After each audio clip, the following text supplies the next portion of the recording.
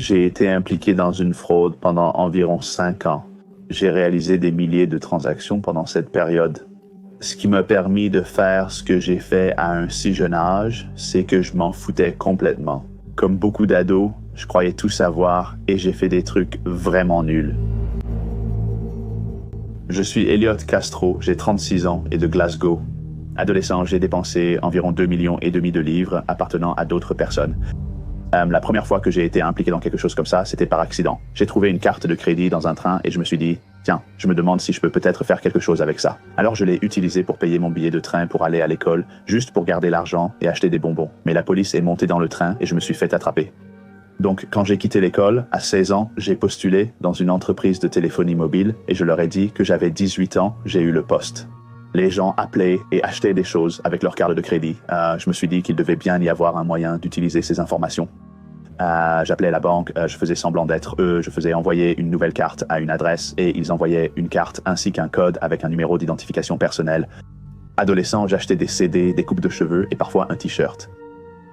Une fois que j'ai compris le potentiel de ce qui se passait, c'est là que j'ai réalisé que tout était possible. Je devenais fou, j'étais partout avec ces cartes, voyageant partout, presque tous les pays d'Europe, l'Extrême-Orient, l'Amérique et l'Amérique du Sud. Hôtel de luxe, vol en première classe, soirée, champagne. À mon arrivée à un aéroport, je veillais à ce qu'une belle voiture m'attende. Quand je sortais, j'allais dans les meilleurs restaurants.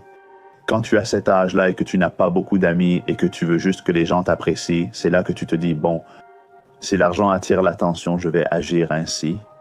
La somme la plus élevée que j'ai dépensée en une seule nuit en boîte de nuit était probablement d'environ 15 000 €. Je payais toujours 1 500 livres pour le champagne de tout le monde. En gros, pratiquement tout ce que j'achetais était le meilleur dans sa catégorie. C'est là que tout s'est accéléré. Les billets économiques sont passés en première classe. Chez Tony & Guy ou dans un salon similaire à Édimbourg, je préférais aller chez un bijoutier car je voulais une montre Rolex. Je suis entré et j'ai expliqué à la vendeuse « Je veux un cadeau de départ en or pour un de nos directeurs partant à la retraite ». C'était réglé en 3 minutes à peine. Je suis sorti du magasin et j'aurais littéralement pu sautiller dans la rue. J'étais tellement impatient. Tu viens d'avoir une montre à 125 000 €. C'est sûrement le plus grand frisson que j'ai jamais eu. Je n'ai jamais pensé que je me ferais attraper. J'ai jamais imaginé que ça finirait comme ça. Tout a mal tourné quand je suis devenu gourmand et négligent, comme ces histoires finissent si souvent de cette façon. J'ai acheté une BMW série 7 pour environ 45 à 50 000. Je n'avais pas de permis de conduire, je ne savais pas conduire, mais juste pour frimer devant les gens que je connaissais, je suis allé chez BMW et j'ai commandé une voiture tout de suite. Je suis allé aux toilettes et quand j'ai ouvert la porte de la cabine pour sortir, il y avait un type juste devant moi. Il m'a attrapé par le bras. Il a dit « Il faut qu'on parle ». J'avais un portefeuille plein de cartes de crédit sous divers noms. Cette fois, il m'était impossible de m'en sortir. Ouais, c'était ça, c'était la fin. L'une des pires expériences que j'ai eues, c'est quand j'étais au Canada. J'ai fini par aller en prison là-bas pendant un moment. C'était le pire endroit où j'ai jamais été de ma vie. J'ai passé la première semaine là-bas à pleurer, mec, c'était vraiment horrible. C'était vraiment, vraiment horrible. Les gens se faisaient poignarder régulièrement. Tout était complètement fou.